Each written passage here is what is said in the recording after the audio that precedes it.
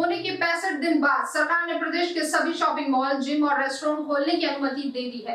प्रदेश के चिकित्सा शिक्षा मंत्री विश्वास सारंग ने कहा कि प्रदेश में कोरोना कर्फ्यू को पूरी तरह से हटा दिया गया है। जिन पर पाबंदियां लगी थी उन्हें खोलने की इजाजत दे दी गई है, लेकिन अभी कोरोना जड़ से खत्म नहीं हुआ है।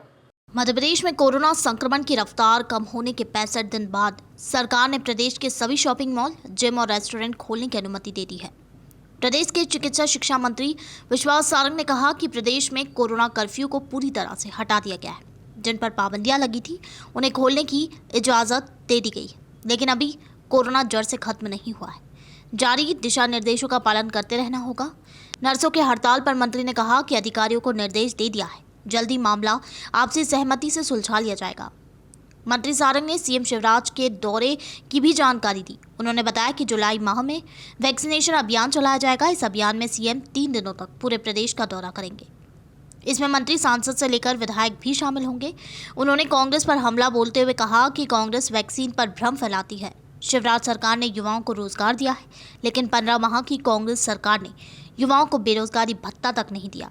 उन्होंने कहा कि युवा नहीं, कांग्रेस के दलाल बेरोजगार हुए हैं। मध्य प्रदेश में लगभग कोरोना कर्फ्यू को पूरी तरह से विड्रॉ कर लिया गया है। कुछ सेगमेंट छूटे थे वो भी आज से शुरू हो रहे हैं, जैसे मॉल, जिम। अब रेस्टोरेंट में भी आधी कैपेसिटी पर डाइनिंग बिठाकर भी भोजन कराने की छूट दी गई है।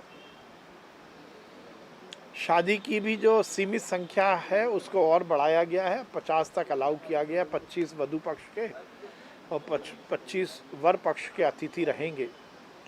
पर फिर मैं निवेदन करना चाहता हूँ, कोरोना समाप्त नहीं हुआ है, गति मध्यम हुई है। दूसरे राष्ट्रों में देखिए, यूके में फिर से वो लोग लॉकडाउन की तरफ बढ़ रहे हैं।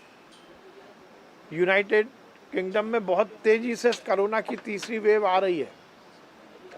कोरोना समाप्त नहीं हुआ, कोरोना की गति मध्यम हुई है। इसलिए हमें यह सुनिश्चित करना होगा कि हम रोज़मर्रा की ज़िंदगी तो जिएं, परंतु कोरोना अप्रोप्रिएट बिहेवियर भी अपनाएं, कोरोना प्रोटोकॉल का ध्यान रखें, मास्क लगाएं, सोशल डिस्टेंसिंग का पालन करें।